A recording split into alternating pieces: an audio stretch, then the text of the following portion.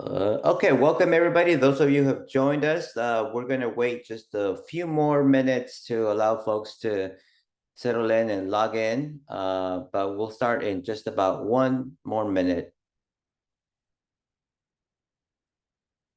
We're really excited to have you join us this morning, and just want to thank you for your continued commitment to support our AB 540 students here in the state of California.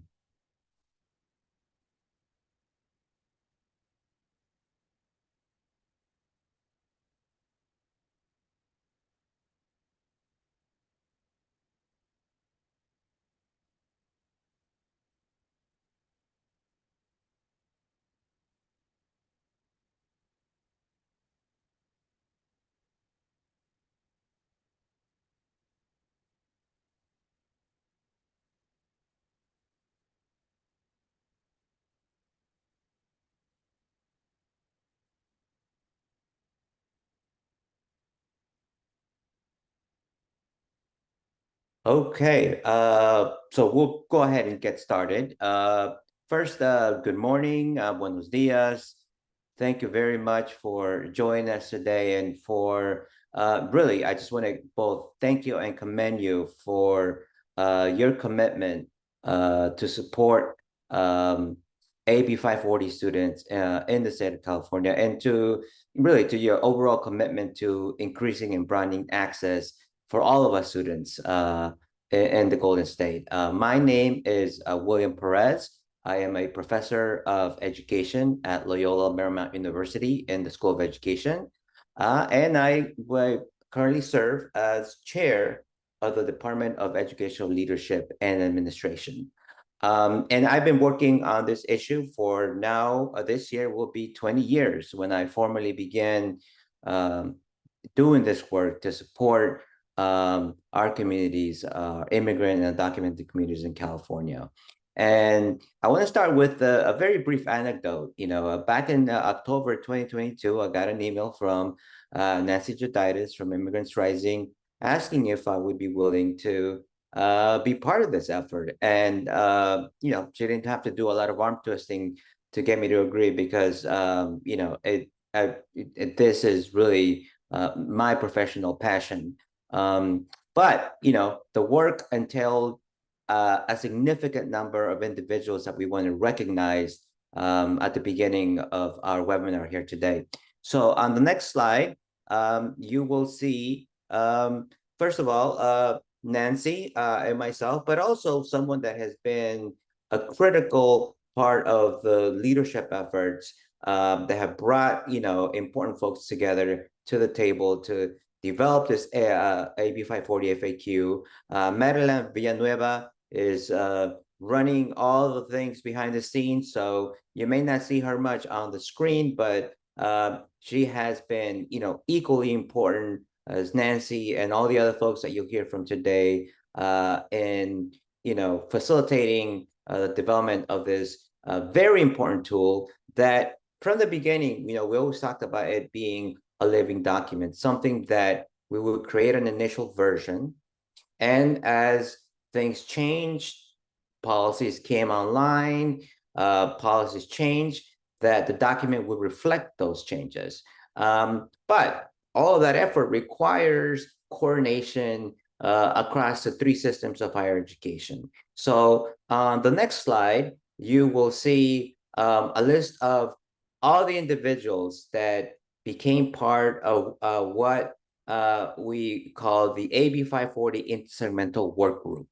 These are the folks across the three systems of public higher education in California that graciously gave of their time and continue to do so up to this day to develop and maintain up to date this important, document and resource for both practitioners and for students themselves attending our public higher education system. And I also want to sort of, take the opportunity to highlight that, support at the leadership means everything. And our system leaders have been absolutely champions of this issue. So on the next slide, I want to highlight folks that you'll be hearing from later in this webinar. Our three system leaders from the community college system. We have Natalie Wagner. From the CSU system, we have Ray Murillo. And from the UC system, we have Shawn who will share their thoughts about their role in supporting these efforts in their respective systems. And in the next slide, you'll also see a couple of folks that have been also, dedicated to developing this important tool. And Dr. Rosa Heckenberg, who is the director of the Glazer Dream Center at CSU LA, and Gloria Vallin, who is a community organizer at CHIRLA and is part of the California Dream Network. They will talk about how their efforts really sort of connect and coincide and uplift the work of the AB 540 FAQ. And so we'll be hearing from them later in the session. So on the next slide, you basically have a snapshot of what we would like to cover during this webinar here today.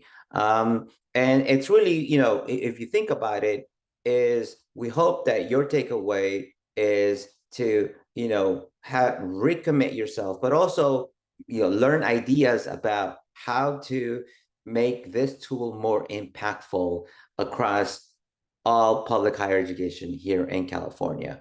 And so we'll be doing that by hearing some thoughts from our system leaders, from practitioners, and provide some ideas about how to continue to move forward, how you can become involved in contributing to the updating process of this living document of the AB 540 FAQ, and how to become an AB 540 champion. And we'll have a section at the end for questions and answers and reflections and closing. So the next slide, let me just briefly go over what we hope you will take away at the end of this workshop. First, that you understand that how the FAQ ensures that students get the same information regardless of what system or what campus they attend. Second, we hope that you learn about the most up-to-date information about AB 540. There's been a lot of changes since the initial version that the working group first developed. And so we want to update you a little bit about that.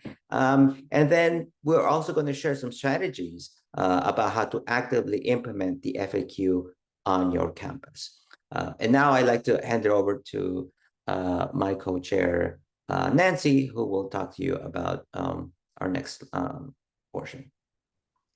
Thank you so much, Will, and thank you to all of you for being here. Thank you to our system leaders, to our community practitioners, and really we want to thank each and every one of you. We know that you are we want to honor the work that you do every day. We know that you're on the front lines. We know that you're working so hard to make sure that students get accurate information. And in all of what's going on right now with the graduation seasons, with petitions and whatnot, that you are still here today to be able to learn how to better support undocumented and other eligible students accessing and entering college in California. So thank you so much. We know this has been a kind of crazy season. With financial aid, with enrollment, with what's going on in the world, but you are still here and we are grateful for that. In terms of who's here today, we had over 500 people register, and there's many of you on the call already. You can see there's representation from across the system for all of the different portions. You can see that the CCCs have lots of individuals who are here today. Shout out to the CCCs. That is where the majority of undocumented students are, but we also have representatives from the CSU, the UC, adult schools, non-credit, private, state agencies. So thank you, thank you, thank you for being here today. And then while we're kind of getting started, thank you everybody for going ahead and moving in terms of putting your name and where you're coming in from. We're asking if you could actually go to menti.com, or use this little snapshot QR code right here. And with the code 86575385, just say in one word, and I know it's hard to say one word, but what is the importance from your perspective for undocumented students in California? Oops, yikes, wrong slide. Let me get out of there and see what people have to say.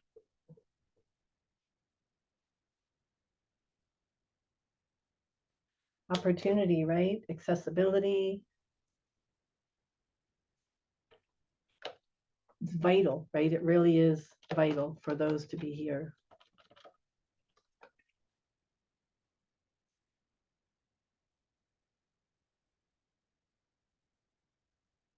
Fairness, equal opportunity, accessibility. It's crucial, imperative. It's welcoming too, right? It's love. It's valuable. There's equity pieces of it. Just give you a few more minutes to pop in on that, because there's so many things. It's paramount, right? It really is paramount for individuals to be able to get access to the information they have for. Belonging, dreams, so powerful. One last time, but thank you. Like, we know that this is incredibly important for those who are thinking about how can we be able to ensure that not only is AB 540 on the books, but that we realize the promise and allow that undocumented and other students are actually able to take advantage of the opportunities that are available here in California. We're one of the leaders of the nation in terms of expanding access to undocumented students. So thank you so much for sharing that. I will continue capturing that as we go, and really value all the work that you do to make sure that students feel like they belong, that there is equity within their systems, that they have a welcome handshake when they come into the school.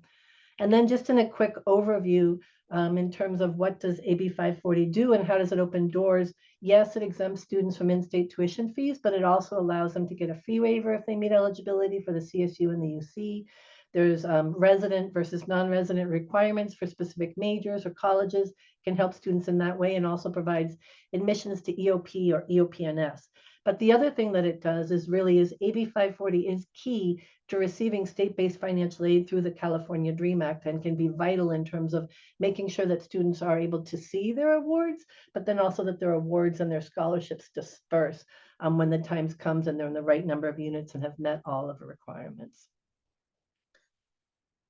Also, just want to take a quick pause and recognize that not all students meet eligibility for AB 540. So at Immigrants Rising, we've also created a resource building pathways to AB 540, which actually allows individuals to give an overview of what are those pathways, what are the benefits, not just to the student, but to the community and the institution in building more pathways for AB 540, and also provides institutional solutions for non-credit programs, adult schools, and community colleges.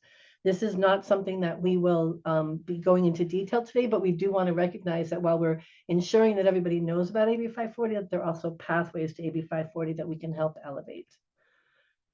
And I think that this is so important right now. If you look at this research that was done by the President's Alliance and the American Immigration Council, you can see the numbers from 2018 to 2021 have dropped significantly, both in the United States and in California. And I know that from talking to system leaders and practitioners that those numbers from 2021 to 2024 have dropped even more. And so the AB 540 FAQ, I think, even has more value now, because we want to make sure that every student who meets the eligibility and and applies to the schools is actually able to enroll and successfully achieve their educational goals. So in terms of getting grounded in AB 540, as I look through the questions and who's actually here, about 3 out of 5 people who signed up for the webinar had either never seen the AB 540 FAQ or didn't know that it existed. And a couple of the questions that people were asking is like, what are the requirements? So we quickly want to go over these, but of course they are highly detailed within the AB 540 FAQ in terms of educational requirements, high schools, adult schools, and community colleges, both credit and not credit, degree requirements, high school diploma, GED, high sets and others, associate's degree, or minimum transfer requires. So it's continued to expand since 2001. And they need to have these specific requirements: non-immigrant visa, 3 years of full-time attendance, or the part-time equivalent in one of those educational institutions in California, or have 3 years of high school credits and 3 years of full-time at elementary, middle, or high school, and then graduated from one of these different areas. This is delineated in our Championing Equity on page 5, question 5. And we also, if you want to know, just like the ding dong details, we have a quick guide, which is for AB 540 as well. But in terms of talking about the power of the FAQ, we know that's why you're here today, and we believe in the power. And the power, as William said, is because this is not a document that was created by one system or by one practitioner. This has a breadth of information across the different systems. It's a system-wide AB 540 FAQ. And because of that, we want to share with you, ta-da, the updated version of the AB 540 system-wide FAQ. You can see that this was revised in March of 2024. That it also now includes all of the 3 public higher education systems, welcome CSU with open arms, and you'll see that we've continued to keep the diverse images of undocumented and other eligible students on the front, because we know that undocumented is not a Latinx issue only, and we know that there are large numbers of Black undocumented students, Asian undocumented students, or Asian Pacific Islanders, and also white undocumented students. So making sure that this information is shared wide and far. And if you've never seen the FAQ before, this is kind of giving you just a little bit of an overview of what's in there. We have an introduction, we have an overview, there's eligibility in terms of immigration status, attendance requirements, degree and diploma and transfer requirements. We also try to address the issues of California residency for tuition purposes, especially for students who are DACA, TPS, and U visa holders, as well as the process of actually turning in the affidavit, proof of attendance and such, and AB 540 and financial aid. And I know I've said a couple of times talking about AB 540 for undocumented students, but also want to remember that this is also available for students who are citizens, legal permanent residents, and other eligible non-citizens. But how do you use the FAQ? If you're like, what about if a student has an expired visa? Boom, you just go straight to that out of status or not active status for visas. And if you have questions about like, well, what about the order in which the classes were taken? Can you take this class before that class? It's all there, and when and where students can take their classes, and there is no specific order. That's clearly delineated across the systems. What about a high school diploma from another state or from another country? We talk about that. Students can have a high school diploma from another state or another country, but they could not repeat that high school here in California. They need to find another route to meet the eligibility requirements. The processing of the affidavit, it's a little bit different at each school, and we understand sometimes the answer is going to be, it depends, but it's helpful to have that information delineated for each system. And what about if a student's financial aid won't disperse? We've got you covered. So very easy to use. We encourage you to just highlight this on your computer, bookmark it, and you can just jump to these from this table of contents to the answer that you need. Also thinking about what have we been doing? This AB 540 first was published in May 9th of 2023. So we've been around for about a year. We have regional trainings that we've done across California, 6 regional trainings. We worked with the California Student Financial Aid Association. We were participated in the Undocumented Student Week of Action with Undocu Champions, the California Dream Network with student leaders from across the state, the College Affordability Summit, the Community College League of California Conference, and we forgot to mention the CAC Crowd Conference of Admissions and Registrars in the California Community College System. And in terms of the impact on the field, I think it's really important to just see this quote. This was a practitioner who attended one of our trainings, talked about how they learned so much. They feel more confident to help students moving forward, came in with a limited knowledge, but left with a wealth of a resource through the AB 540 FAQ. And we hope that this is going to be your experience as well, especially if this is your first time finding this. In terms of the overview of the updates to the FAQ, we wanted to just kind of go over those and highlight those specifically. One of the biggest ones, hooray, the inclusion of the CSU formal support of the AB 540 FAQ. We welcome our brothers and sisters from the CSU systems. We know that they have always been strong in supporting undocumented students and are really grateful that they have put their logo on and formally supported the AB 540 FAQ. There's also a minor change to the legal disclaimer, just highlighting again that this is not setting policy, it's not establishing policy or providing legal advice, but it's an informational resource to assist in identifying the current policies of each higher education system. So that's important to know. Then in terms of clarification, there was a clarification in the disclaimer that this has been reviewed by legal counsel, so everyone knows the system leaders have gone over this and reviewed it, and recommitting to the fact that it'll be updated on a regular basis, because we want to make sure that this is live and accurate and up to date for all those who need it. When we're out in the field, we also realized that there was a correction that needed to be made. So we want to hear your input and information about what else needs to be included, what are areas that you have questions about. Originally, that stated in question 12 that classes needed to be taken before 2001. This was incorrect. It passed all of our legal counsels and our system as well, but we removed this language because it was an error. So you'll see that on question 12. And then there was also an update about T and U visa holders. The UCs clarified that students may, with T and U visa holders, may establish residency outside of AB 540. You can find more details about that in question 8. And the CSU and UC affirmed that students can receive state-based financial aid through AB 540, or if they meet and maintain residency requirements. Those are different areas where you'll see those questions. And then the last part was really delineating the AB 540 affidavit integration into the California DREAM Act. In terms of this is, we talked about this in various questions, and we just want to give a quick snippet. If you're like, wait, what is that AB 1540? There's the affidavit, and there's a question in the chat. Is there one single affidavit across all institutions? No. Each system has their own AB 540 affidavit for the CSU, the CCC, and the UC.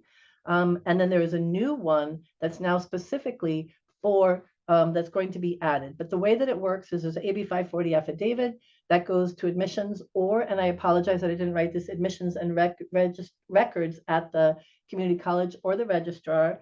They can either certify that with transcripts, or some community colleges do self-certification. And from that, it'll either be approved or denied. This new law, which we are reflected in the AB 540 FAQ, is that there's a new way for affidavits to come to the school through the California DREAM Act. And that AB 540 affidavit is not going to be determined on its own, but it will come to financial aid through the web grants for students. And colleges and universities are required to make sure that that gets shared with the appropriate department safely. And then we'll just follow the process. Admissions and registrars will either certify or self-certify and approve or deny. This is an additional method. Not all students complete the California DREAM Act, especially this year, these numbers are low, so there'll still be a both and. But if a school receives the affidavit from the California DREAM Act, then they cannot require a student to turn in another affidavit, although they can require some new information. And that's a lot, right? I probably shared TMI, but we have information about that. The specific law and the guidance and all of these will be shared in the chat. So that's my part, and I'm going to pass it back now to Will. I hope that those were helpful updates and that we're looking forward to answering questions. If you have them, please put them in the chat. Thank you, Nancy. And first, I want to preface our next segment here by saying that, one of the things that I've particularly appreciated about this collective effort is that it is becoming increasingly a national model about what other states can do to follow in California's example. And so there may be system leaders in other states, and we've already been invited to present some of this work to states outside of California, who might be thinking, well, how might I go about doing this? Or practitioners, how might I get involved in coalitions to do this kind of work? And so in this next segment, you're going to hear from representatives of our 3 systems and the leadership of those systems. And we're going to start with Natalie, who's going to speak to us from the perspective of the Community College Chancellor's Office. And then we're going to hear from Murillo, who's going to speak to us from the perspective of the CSU Office of the Chancellor. And then he'll pass that on to Shawn, who will talk about it from his perspective in the office, the UC Office of the President. So with that, Natalie, the floor is yours. Thank you, William. Hi, everyone. My name is Natalie Wagner, and I am a specialist at the Community Colleges Chancellor's Office. So I'm here representing the community colleges. We are super excited about the release of the FAQ. As Nancy said, it was a long time coming, and it represents all the systems kind of coming together. It's one comprehensive document for the colleges and students, and kind of it's like a central repository, I guess, of AB 540 information that everybody can refer to. As we all know, AB 540 really did open the doors for undocumented students to pursue higher education, but in that huge opportunity, it only exists if all the colleges and the different offices at the colleges all really understand that eligibility criteria and are approving students the same across the systems, across the segments. And this FAQ is a huge opportunity because it allows students and colleges to have access to that same information. So students can be armed with this information. They can kind of feel like they're going into a college and can advocate for themselves if they feel like they do qualify for AB 540 and they're being told that they don't. It's really a great tool for students to use as they are working with different colleges and maybe from one, community college to a CSU. And in saying that, it is important, as Nancy said, to understand that this document doesn't replace legal guidance from any of the segments, but it is a really good tool and a nice, packaged nicely, easy to understand, and contains all the information in one place. Our hope is that this FAQ will reach students so that they can feel like they have all the information and they're not just going into a college totally clueless about whether or not they qualify for this. A lot of students too maybe don't even know this is available and won't go to a college if they don't know that this is available. That kind of first interaction with a college can be very intimidating to students, especially these students. When students and practitioners, staff from the various colleges all have access to the same information, neatly laid out like this FAQ, it's beneficial for everybody. It ensures consistency and alignment in how the different segments are applying the provisions of AB 540. Different offices play different roles in helping undocumented students. So our admissions office, financial aid office, undocumented student resource centers, and then also the different segments. So our hope is that having this one shared document will make it easier for students to kind of navigate that process. And we've already had, I think, one student that reached out to our office at a community. They were trying to go to a community college and they found this FAQ and their college had originally denied them. And in reading this FAQ, they reached out to us. We worked with the college and it, it wasn't the college's fault. It was just a misunderstanding, but the FAQ was super helpful because it was something that a student was able to find online. Practitioners, faculty, and staff, they're the ones kind of on the front lines. And so often that first interaction with that the student has with the college, that can make or break a student's future and a student, whether or not they choose to proceed with their education. So one person saying no can kind of, for some students, that's all it takes and they don't even come back. So this FAQ is super important because it kind of gives students some information so that they're not going into the college totally blind. We want to ensure that colleges have the tools and the knowledge and the resources to implement the policies and exemptions, especially with everything changing so quickly. We have a lot of colleges, especially super small colleges, that don't have a lot of undocumented students who just don't see this very often. And so it's not that they're, trying to turn students away. It's just that sometimes they're not aware of how the exemptions work or that things have changed. So this FAQ is super helpful in that.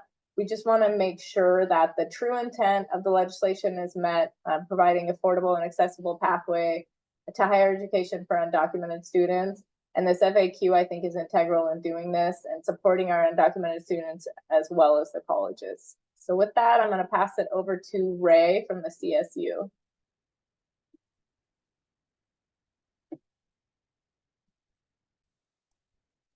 Thank you for that. Sorry, screen just jumped around on me. So good morning, everyone.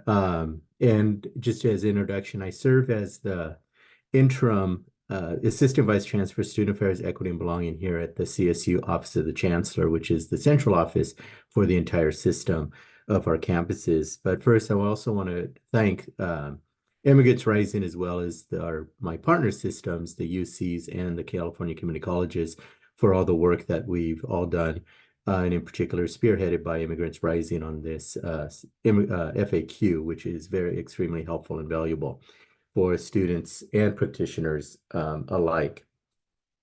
So as I go into this, I kind of want to couple of comments on the CSU and our commitment here with undocumented students. But Just a few months ago, Cal State Fullerton celebrated their Dream Center celebrated their 10th anniversary. It was the first center in our system which actually served as a catalyst for all of the other systems to develop a Dream Center, and which created a pretty strong snowball effect to make sure that all of our other campuses have a center, or at least the support structure to support the students who may be undocumented. The interesting point is that when this center was developed, it was an extremely important point for then President Mildred Garcia, who's now Chancellor Garcia. So she has been a longtime advocate and supporter for the Dream Center, and it was her goal specifically to have Cal State Fullerton, when she was president, to have the first Dream Center in the system, which she succeeded at doing. In last March, Cal State Long Beach hosted our inaugural Undocumented Student Summit, which was a system-wide convening of students from across the 23 campuses to learn more about self-empowerment, advocacy, and to be in the community, within the community of their peers and allies, and to talk about the issues that they're facing and confronting within the CSU system and higher education in general. And certainly the FAQ serves as a good resource guide for students as they navigate through our segments and within our system. Also, the CSU has, or many of our campuses have already had the LI training, which was done in person on campus, but we've also moved it to our virtual platform. Within the CSU system, we have a professional development program called CSU Learn, which is where a lot of our mandated trainings are housed, but also a number of just professional development trainings. So we have actually developed a virtual training for the Undocu LI to be in CSU Learn. So any employee within the CSU system could actually access the Undocu LI program within the CSU Learn platform for free at any point at their self-pace. So proud to make sure that the information and knowledge and awareness about students who may be undocumented are in fact part of the fabric of the CSU system. We're also still, as many of the other segments are, within support of the legal, work directly with the Department of Social Services with the legal support services for the CSU system, which has been highly beneficial for our program. The Dream Centers, as well as our students, faculty, and their families.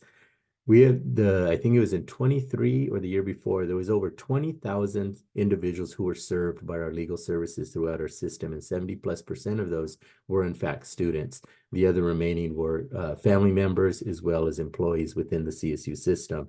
So very proud to have that support in place for students and their families and other employees who may be undocumented, or at least DACA recipients as well. But the history with the CSU has been longstanding in supporting students who have been undocumented. Programs like EOP have been working with undocumented students throughout their time with supporting students on campus, but also, and I'm going to date myself, but going back and working in my outreach years at Cal State Long Beach, the CSU system was always supportive of when it was a Leticia A decision that drove what we did with the CSU system in providing students who are undocumented with support for in-state tuition and financial aid. So all of that to say that we're very proud to be supporting the Champion Equities System-wide AB 540 FAQ.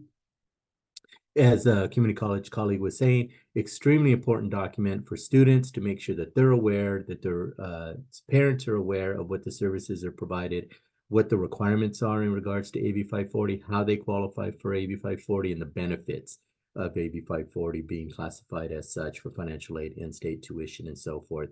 We most definitely look forward to working and continuing to work with our partners in the UC, as well as the California Community Colleges, and of course, Immigrants Rising, on any updates in the future, continuing to make sure this is a dynamic document that is updated regularly and highly utilized by not only students and faculty statewide, but others, as William was saying, as others outside of California look at California as the leaders in this regard and services that we provide. So with that, I will turn it over to my colleague, Shawn Brick at the UC.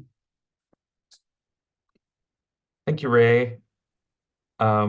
as Will said, my name is Shawn and I'm Associate Vice Provost for Student Financial Support at the University of California Office of the President. My unit oversees both financial aid as well as related policies such as AB 540 and residency. UC is so grateful for the work that Immigrants Rising has undertaken to create this statewide FAQ.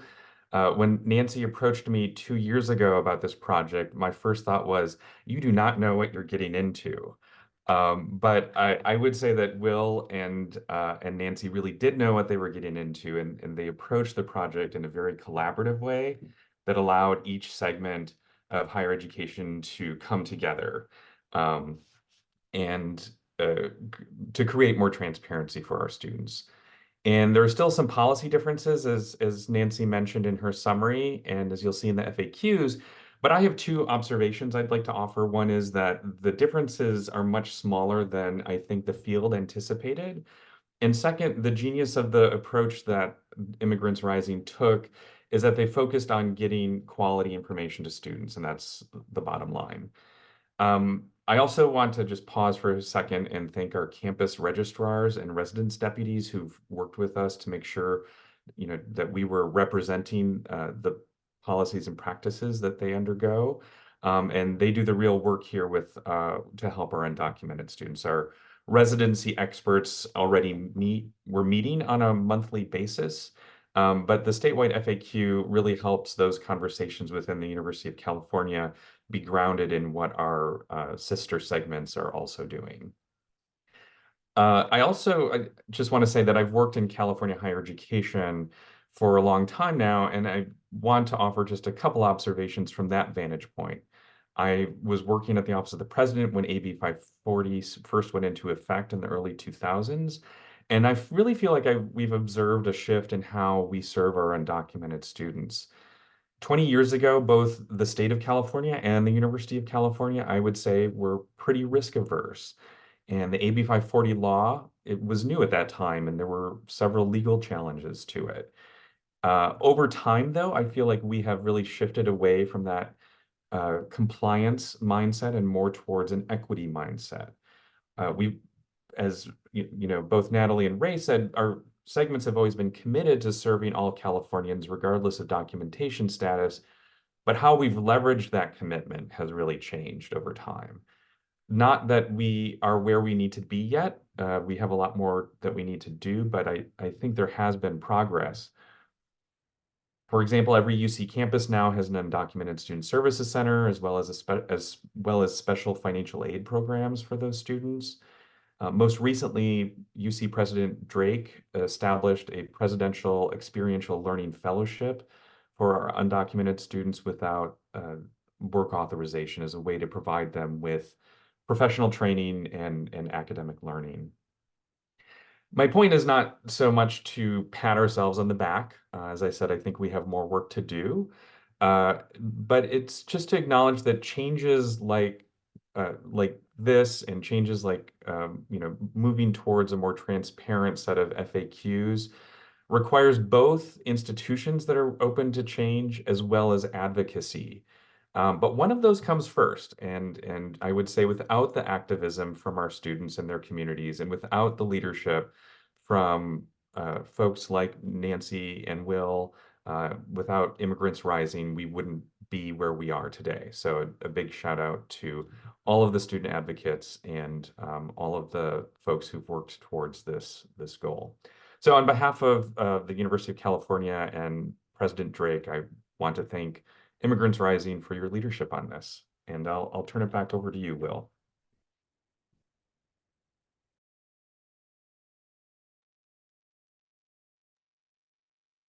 Thank you, Shawn. One of the things that I want to highlight about what our system leaders have shared with you is that, for me, and I think for all of us, it's important to highlight that our undocumented students in the state of California enter, exit the three systems of higher education at various and multiple times, from first coming out of high school to transfers, to going to their master's degrees, to now their doctorates. And so the fact that we have this commitment across the three systems, it is absolutely important. It is absolutely critical because it facilitates that movement for the students so that they don't fall through the cracks because there's a difference in terms of the understanding about how the policy applies to the system. And so I appreciate, Natalie, Ray, Shawn, your words of commitment and involvement. And, Bray, I have to say, you took me down memory lane. I was there with the opening of the Titan Dream Center when Millie was president there.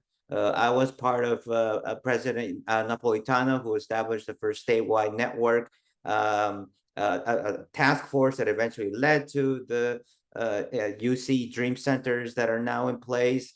And so I say that because I think it's important to acknowledge the history that led us to that. But none of that would have happened without the work of both advocates, as Shawn has pointed out, but also the practitioners that are sort of the front line when students first enter our systems of higher education and our grassroots, nonprofit organizations. So in the next slide, you will see a brief, in the next section, you're going to hear about their work and their involvement in bringing this important tool and resource to fruition. And we're going to hear from two individuals that have a long history of involvement and advocacy, both in and outside of their campus institutions. Dr. Rosa Heckenberg from Cal State LA and Gloria Vallin from CHIRLA and the California Dream Network. We'll first start out with Dr. Heckenberg, who will share some thoughts about her participation, and then she'll pass it on to Gloria. So Rosa, the floor is yours. Well, good morning, everyone. And thank you, Nancy and Madeline, for thinking about me and for the invitation. I've been collaborating with Immigrants Rising, I will say, for the past 2 years. When I first heard about the job that they were doing, I've been working in collaboration with Nancy. And so these times I want to share about why it's important that we use this tool that is magnificent, informational, because now we can give the same information in the three systems of higher education to the students. I sometimes do some outreach on communities where parents and students don't have any of this information. And so it's very important that educators and counselors and financial aid, they all learn about this tool, the three systems, and Nancy and Willie, who led the project, use it, because that way we can give the same information to the students and the students don't get confused.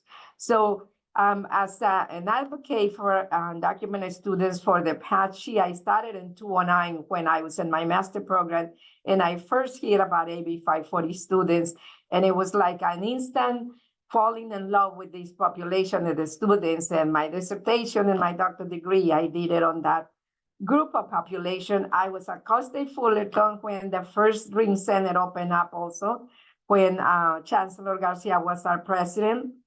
And Willie has been kind of a mentor on this journey. In my dissertation, I signed him so many times in my dissertation because I consider Willie like the leader on undocumented students in California. I mean, across the United States and even in other countries too. So like I say, it's very important. I'm really passionate about serving the students, but most important, using this tool, because we have to come together, all of us, educators, counselors, and anybody, advocates, community advocates, that they use these tools to not confuse our students, and even to share this information with others that work with the students when they don't have these tools. So it's also very important that, as we continue to serve undocumented students, we find out how we can send this information to others also. Because Nancy mentioned about the 6 meetings, the regional 6 meetings that she did last year. Cal State LA was chosen to do one of the meetings. We had almost 200 people attending. And I really want to emphasize on counselors from high school. The transfer students already know a lot of this information because most of our community college have dream centers. But we still need to do a lot of work with our high schools around, in California, because a lot of the counselors and parents don't, and the students don't have this information. So please share this information with anybody that work with the students, so that way the students know that they have the right and the opportunity to go to higher education and go to college after they graduate from high schools. And so one of my reflections from the training when Nancy did that training here last year is that I was amazed how this document has all the information that I still needed. Even though I've been working with undocumented students since 2009, I always looking for additional resources because I never want to give them the wrong information to the students or my colleagues or anybody that I come in contact that they want to support a student. So, the encouragement that I give to everybody that is here, please download the document. Have it like a Bible next to you, in your office, that anytime you have questions about it, go in there, and also use Willie and Nancy. They're great advocate for the students. Anytime I need some support, I just email them, I get some answers. And, suggestion for practitioners, again, use the tools of this document and participate in any opportunities that they have. There's a lot of webinars, Immigrants Rising, President Alliance. There's different associations that they really are providing great information that you can very equip and prepare to support our undocumented students. As you know, from data that has been doing some research, California has the highest percentage of undocumented students, dreamers and non-dreamers. And we need to be equipped if we want to educate and prepare our students globally. We need to have all these tools. And now I'm going to pass it to Gloria, that she would share her experience also about how this tool, the FAQ, has been helpful for her. Thank you all so much. Thank you again, Nancy and Madeline, for really bringing me into this space along with you all. So again, my name is Gloria Vallin. I'm the Central Valley organizer for the Coalition for Humane Neighborhood Rights, CHIRLA, and the California Dream Network. So the California Dream Network is our youth component within our organization. And so essentially, we are excited and honored to really support the FAQ due to the fact that FAQ will support our students, right? It would actually provide a concise and clear resource for college and university institutions to really guide undocumented students within their transition into college. So students will be able to follow this FAQ and will be able to answer any questions they may have as they apply for any college or university as they see fit. So essentially, what's a good thing about the FAQ, students will be able to reference this resource in their conversations with the respective colleges and universities when they have meetings with either financial aid and or transfer offices, which is really critical, right? To really have folks really engaged and also educated on how to really guide our undocumented students there as well. And again, AB 540 really is a key to higher education that we have noticed throughout the years, right? So as CHIRLA and the CDN, we fought for years to really pass AB 540 here in California back in the 1990s.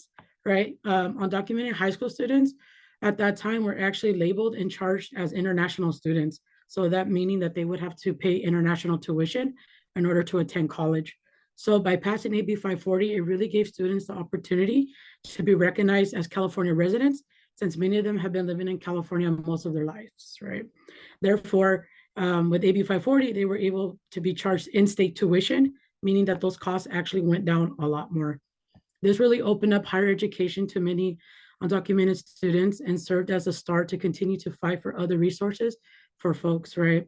Since we won AB 540 in California, we also won the passage of AB 130 and AB 131, known as the California Dream Act, which actually created state-funded financial aid and scholarships for undocumented students. Another one that we also won was the Dream Resource Center liaisons in colleges and universities, which allow access to dream loans for for undergraduate and graduate professional undocumented students at the same time, right? And I've been hearing a lot, especially from you on the call and other folks, right, of my colleagues that spoke, it's high schools, right, our undocumented high school students. And so essentially, CHIRLA and the California Dream Network is honored to really advocate and sponsor and support AB 278, which will allow Dream Resource Centers and or services within high schools, right, this year. And so essentially, as we know, undocumented high school students face a lot of challenges when they're applying to colleges, universities. This really includes the lack of knowledge from their high school counselors on the AB 540 affidavit, or even applying for the California Dream Act instead of FOSFA. So there's a lot of misconception there, right? Of which one should they fill out from folks. We know that these challenges sometimes discourage students from applying and seeking any type of assistance or help or resources that they can find. Because of these added hurdles, they continue to hurt the ability of undocumented students to really attend college and universities. Therefore, by having community colleges, California state universities, and University of California systems adopt AB 540 FAQ, universities are taking the necessary steps to build a bridge between undocumented students and access to higher education as well. And so essentially, the lack of resources, information, and guidance are things that continue to prevent many documented students from believing that they can go to college. And we know that the AB 540 will provide some of those much needed information and guidance. And therefore, this is why within the passage of AB 278, as I mentioned before, will help create undocumented centers at high schools and will ensure that high school undocumented students get the help and guidance they deserve in order to apply for college and universities. Therefore, again, high school Dream Resource Centers will finally have the right resources, information to guide undocumented students, just like they have guided other legal residents and U.S. citizens, ensuring equal access to higher education. So again, with great power and community power, we are able to really establish a change, and we continue to do that, to continue expanding and making sure that our resources are available to undocumented students. But thank you all so much again, and I'll pass it over back to Will.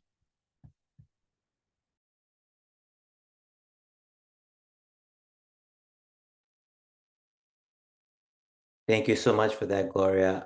And I believe now we're going to hear from Nancy, who is going to talk to us about the next section.